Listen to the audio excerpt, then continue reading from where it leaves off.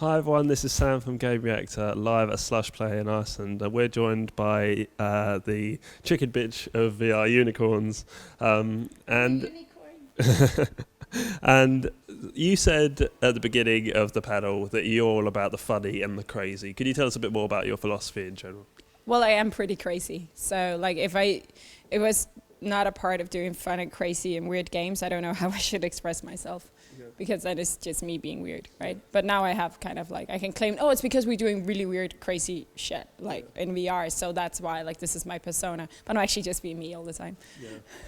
And your background wasn't in gaming. You came from a different background altogether. How did that switch happen? Well, so actually, I attended Copenhagen Business School, which is a local business university in my country, Denmark. And my bachelor was commercial law and economics, and I started working for various private investors in Copenhagen back then, and some of them had money into game developers, so it was like back ways in. And I have two older brothers, so babysitting in my family was them putting me in front of a computer and teaching me how to play Doom. Yeah. So it was very good. I actually had to like take what we call a cold turkey from Doom when I was 11 because I played 8 hours a day. So I was always a gamer, and then it just made perfect sense for me to go into the games industry. But I was in the business side many years, and then one day I just decided, well, everyone else can make games, so why don't I just open Unity and start making games? And then, long story short, I stole some equipment, a DK1 from the Unity office, and then suddenly I was a VR developer. Because that's smart. Hey, don't steal my battle. Don't steal my battle. Thank you. Sorry about that. I have ADHD, so I'm all over the place. I notice everything. Yeah. Okay. Going back to Unity, you said in the panel that it's incredibly easy to make stuff in VR and Unity. Do you think that's important for VR, that it's so easy to make content? Yes, and for many reasons, like most game jammers, which like I'm part of the game jamming community, that's kind of what I do, but sometimes I also make money pushing out games.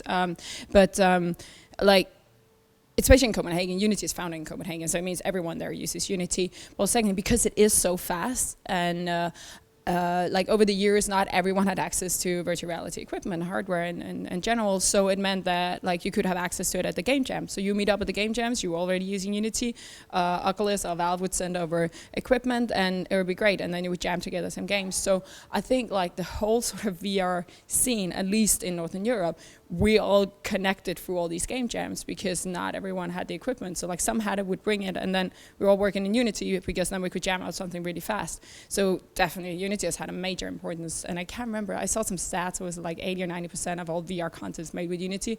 It's so fast and it's so easy. And also, as I said on stage, like Valve has made the Steam VR plugin for Unity, so it means everything just looks good from the get-go. So for people like me, I'm not a very good artist. I'm a very bad artist. Like if any of my art goes into the games, it's probably because someone fucked up.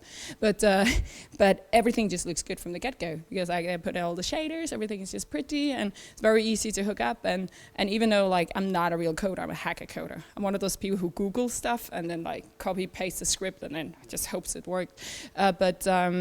Like with Unity, you're still capable of making games without even having a game development background or any sense of knowing what you're doing, which I mostly don't. And how important has game jamming been as well? Oh, super important. Like that's the only reason I'm a game developer today. Yeah. It's like Nordic Game Jam is in Copenhagen, and that's where I met pretty much all my teammates and all my friends. Yeah. So Nordic Game Jam, some of the game jams up in Finland, like the Finnish Game Jam is also amazing. And I think especially like the Nordic countries and the Northern Europe in general, like game jamming is what connects the game industry. That's where all, like everyone goes, game industry veterans, students, indie devs, like not even game developers, but just happens to hear like something is happening. We have a lot of people coming from other industries just show up, and we're very welcoming. So it's just like, hey, find someone to work with, or we'll work with you, and then we'll figure it out. And it means that everyone connects through that because we always have a very nice atmosphere. No competition, like there is like some people can win, but it's always audience choice. So it's more about like being friendly and making friends than actually competing, right? And it also means that it's a great place for talent spotting because you get to work with people, and then everyone I work with in VRUnicorns I've been jamming with, and we've just been friends for years, and then suddenly there was a reason to work together, so that's amazing. Yeah.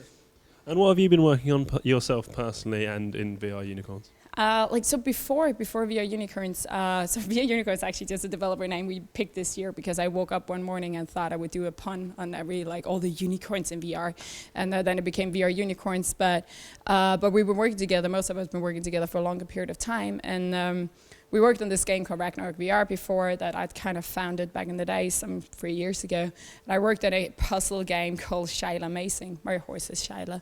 So I worked on that, which was this really silly game because I was really bad at Unity. So instead of making more characters, I just accidentally cloned the one. So you were playing like with 5 characters with the same controls, like super freaky. So actually, everything I've kind of been involved with and made, like things always kind of happen by accident, and then we just let it stay. We have like one of our key philosophies in VRUnicorns is bug turn feature. Like if something is fun, we just keep it. Yeah. Like also takes too long time to fix all those bugs, anyways. And what about selfie tennis and ski jump as well? Like selfie tennis and ski jump, you want me to tell the story? Yeah, so selfie tennis was when we were working on Ragnarok, and one of the guys on my team, he came up, like, we were always jamming in the evening, like sort of like we were done with real work, and or whatever you call it when you're a game developer. Milan came up with the idea of selfie tennis, you teleport it back and forth, and then he went traveling somewhere, and the next day we show up in the office, and Horatio from my team, like we're working on this like Ragnarok deep, like dark horror game, right? And he's building a tennis court. And I was sitting next to him. Whatever. And then in the evening, he asked me, "Do you want to play tennis with yourself, Julie?" I'm like, yes. Yeah. And then selfie tennis was born. Yeah. And we could just see like this other game, like it's something I'd been working on for years, and I was probably pretty caught up about it in my own head, and we had a problem transitioning like something that was so sad and depressive into VR that is so fun. Yeah. Like not into VR, but into room scale VR, because in VR it worked fine as a walking simulator, but room scale VR, as I said, like you just want to hit things. Yeah. You just want to move around, be physical, right? And it's amazingly fun, but it's very hard to keep something sad and depressing if you can also move around and you have all these abilities. So we just started doing the selfie tennis, and then one of my friends is Torsten from the Amaze Festival. It's a dear friend of Sarah and I. He came to visit us, and I asked the guys, hey, can we, like, he used to be a professional ski jumper. He always talks about he wants a VR ski jumping game. And we cranked something out in a couple of days, sure. And then he arrived in our office, sat and worked with us in ski jump for a day. And then we sent the game to him and Sarah, and then like now we're actually making like a real game out of it. So we've been working on it on and off alongside selfie tennis, and now we're working on the multiplayer version that'll hopefully come out later this year. And it's crazy. Like I show you a video afterwards when we're playing multiplayer. We're like banging into the walls in our office, like literally, because we can throw snowballs, we ski, and also it's competitive, right? Do you want to knock each other off the slope? But the problem is we're playing it in the same space.